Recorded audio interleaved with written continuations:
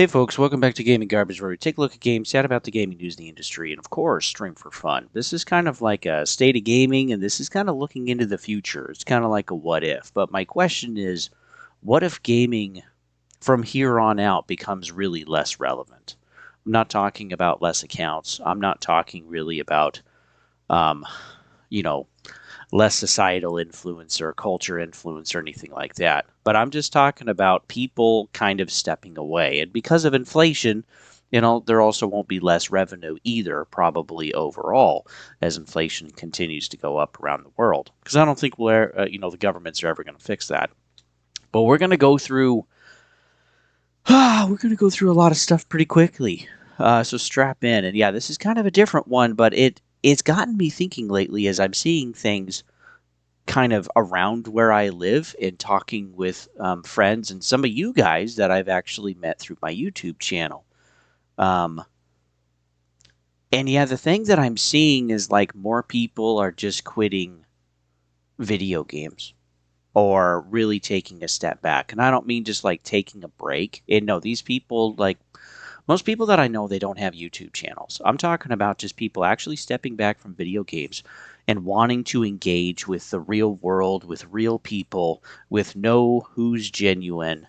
And two, just the ongoing frustrations that have been happening for a decade, um, for especially the last 5 years, for pretty much every type of player out there, unless you're on mobile. On mobile hasn't really changed much, which is where the majority of people are playing anyway. That is the biggest platform by account number. And then it's PC, and then console is really small from that. And I would lump in handhelds with PC. But let's start with the revenues first. We heard in 23 from Phil Spencer, and then again from I think Sony in 24 or 25. That yeah, revenue was just kind of stagnant, was just kind of dropping off because again, this was CBD. We had a bunch of stimulus money, and then it kind of curtailed off. And now this is not because people I think are necessarily buying more. We have tons of examples where like games that are not supposed to fail are failing within this time period, which is insane. And part of that is DEI stuff. Part of that is live service. And part of it is just the quality of gaming has generally kind of gone down because they're broken at launch and it's just kind of a mess. And people are getting fed up with all of it, whether you're worried about one sector or all of it put together. But yeah, the revenue is definitely going down. Now, we take a look at populations kind of by year. This is the most comprehensive I was able to find. And this is just the United States population. And I'll get to the world in a second because this is important. But there's Gen Xers and Millennials, which is the biggest, Gen Z and Gen Alpha. Gen Alpha actually just ended for 2024. My daughter, born at the end of 25, is technically a Gen Beta, is what she is. And so Gen Alpha is over. And it's very interesting because when we take a look, there's actually still a smaller population as of 2025 than all of the other generations put together in the United States. And this is very interesting because millennials are actually the biggest, but it's not the biggest globally, which I think is very interesting. So when we take a look globally, Gen Alpha is actually the biggest as of 2024, and they added more numbers in 2025. Millennials are actually in third place. So the people that are having the kids are not in like first world countries, right, that are heavily developed, that have a lot of like had their industrial revolution. There's a bunch of energy everywhere. Now what we're having for most of us is kind of like our crisis of birth rates, a lack of energy, the push of data centers, and all of this other type of stuff. And generally speaking, we're not growing. And this normally happens with pretty much every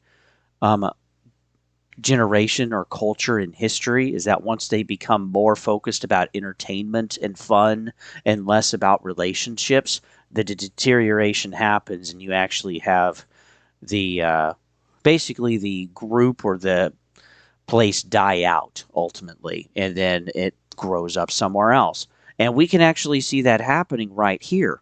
The massive growth population that we're having is actually Mongolia, Kazakhstan, excuse me, and then moving into um, Africa. But my point is, this is not a heavily industrialized part of the world. Pretty much nobody really thinks about Africa, but it is the fastest growing place by population, and this is number of children by a woman in her lifetime, right? And so, yeah, women are having a bunch of kids, whether they want those kids or not, in Africa. There's a lot of wars going on all the time. We have the warlords, and the form of government in Africa is very, very weak compared to like most places in the world. But we look at other places, and they're all a depopulation, and this is everywhere. This is important to think about because the places that are having a depopulation, well, they actually spend the most money on video games, and the United States is the biggest influencer in that. And again, when we take a look at the population numbers, well, we keep having shrinking population by roughly 10 million every generation, which I think is really interesting to see. And millennials were the biggest one, and now we're just kind of like shrinking back. So Gen Z was 71, so that was a 3 million difference.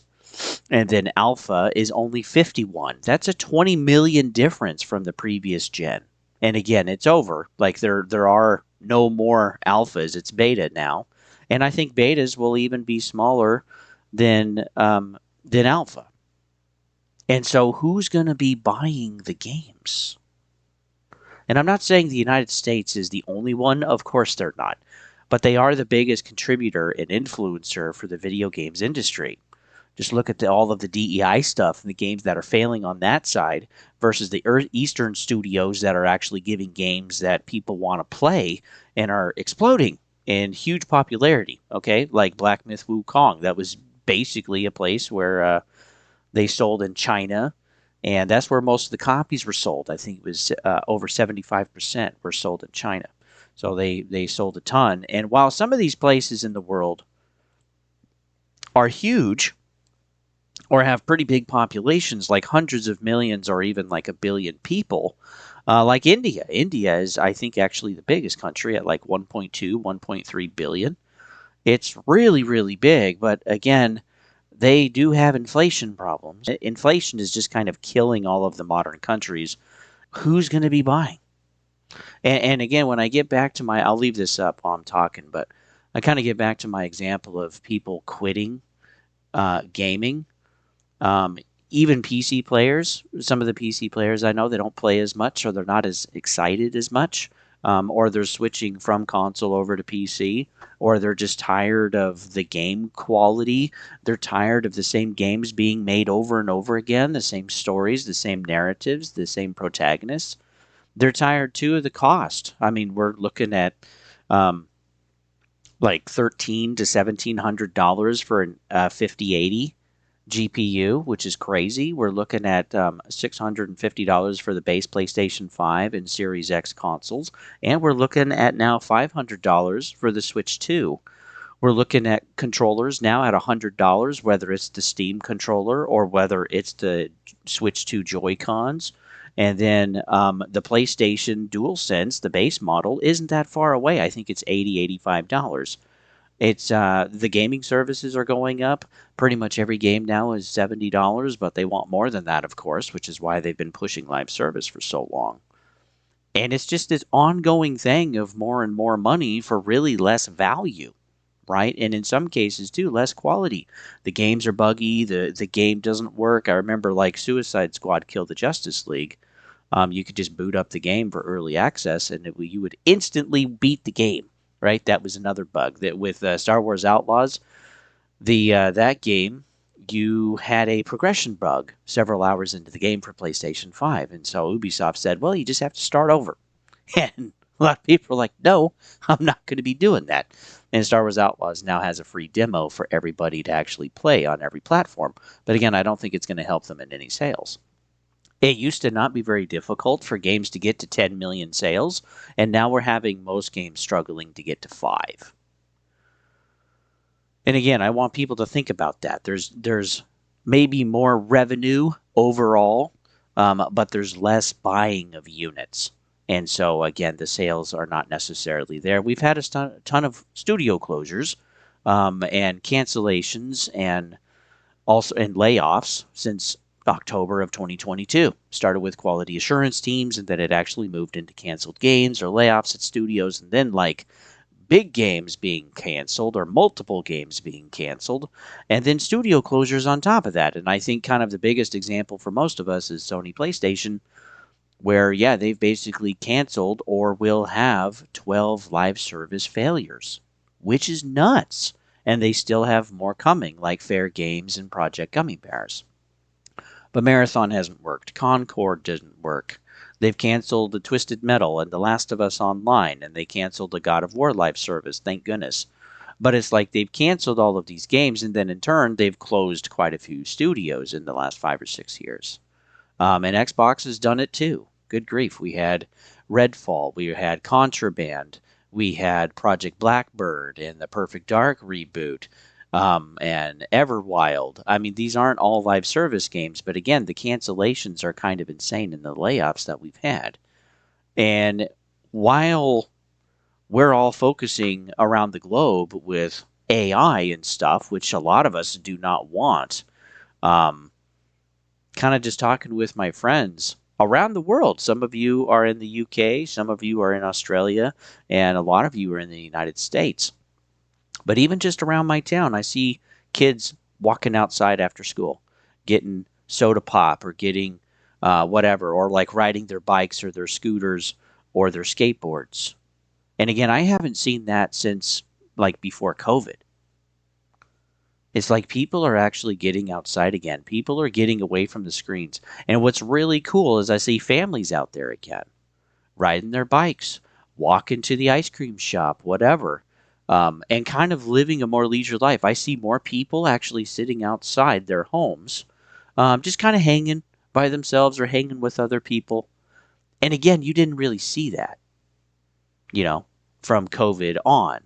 I feel like there's kind of a healing going on, and that people aren't really realizing that, hey, video games, in the amount that we're consuming them with our time, with our mind, with our money, it's maybe not really that healthy. And people are finding that maybe they're actually happier and healthier outside of video games.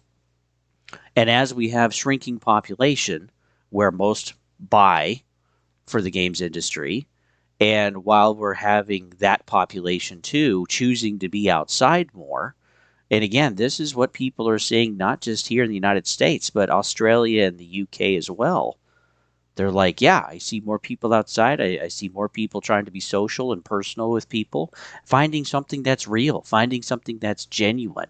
I think for a lot of us growing up, the place to meet and the place to hang and stuff, while that can still certainly be the case, it used to be video games.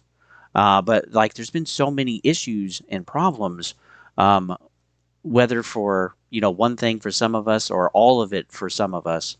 We're just tired of what it's become, and we're just looking for a different avenue to kind of enjoy and leisure and live our lives.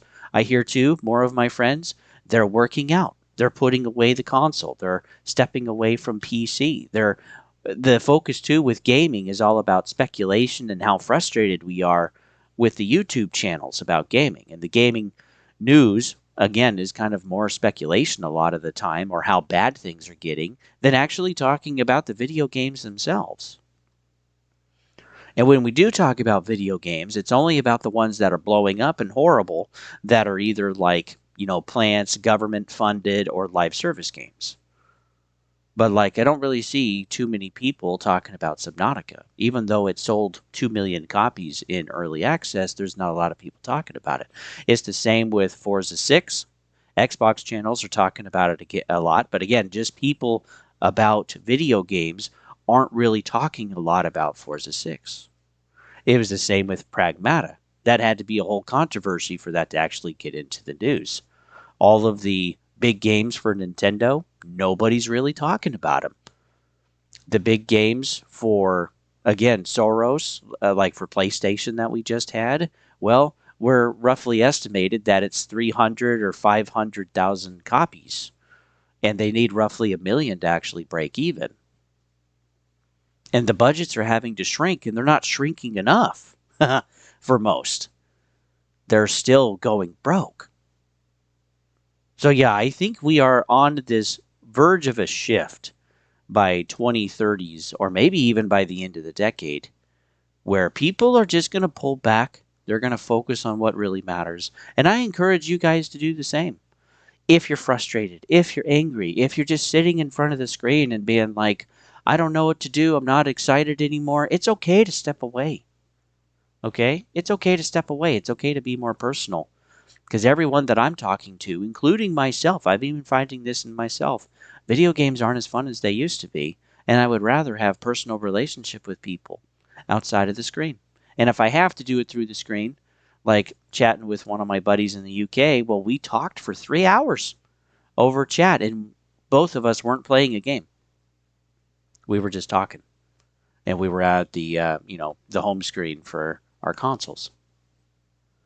So yeah, something is drastically changing. And again, whether it's subscriptions or lack of sales for games, again, a few games do really, really well, but people are just investing less time and they're investing less money and less units are selling. Again, it costs too much, the games are the same, and two, there's frustrations that are not overly being addressed yet.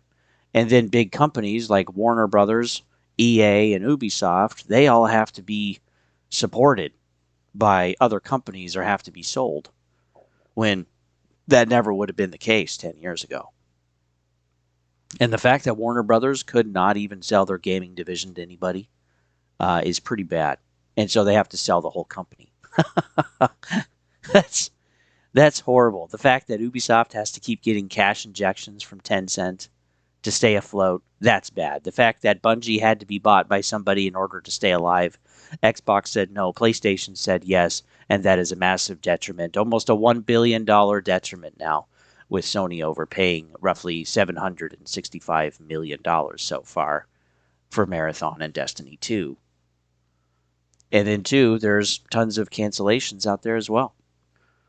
NetEase and Tencent and Take-Two and Xbox and PlayStation, they've all canceled a ton of games. And EA is basically just kind of sports now, when they used to make a ton of other stuff. And the nostalgic drive for people that actually want to play video games and enjoy video games is huge. People want to emulate, people want the backwards compatibility, people want to be able to play older games on current hardware, or they'll keep the older systems. And this is what's great with Steam, is that you can play a bunch of the old video games, GOG and Epic Games.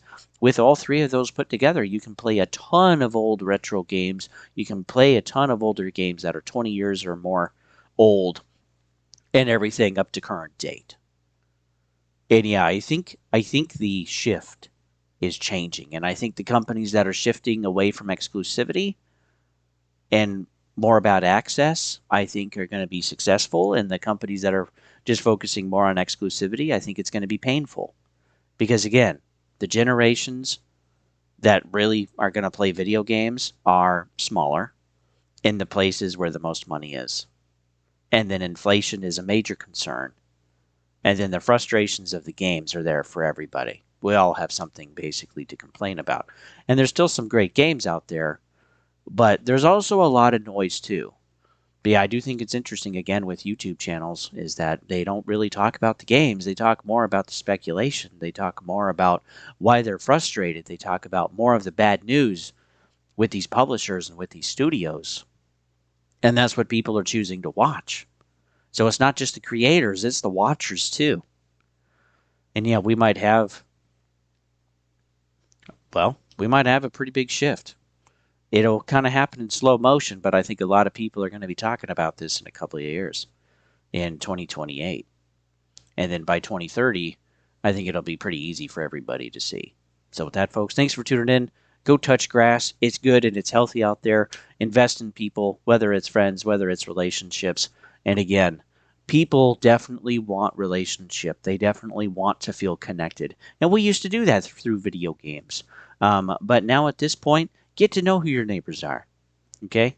Kind of build a little bit of a network. Put some of the effort in. And again, not everyone's going to give you the return that you want, right, on investment. But reach a hand out, see who grabs it, and then build your network from there. But yeah, I just see more people on skateboards, bikes, walking with their families, getting ice cream, um, sitting on their porches. And again, I didn't see really any of that last year at all. And I live in a town of 60,000. So that's kind of wild. Something really feels like it's changing. So with that, folks, I'll see you guys on the next one.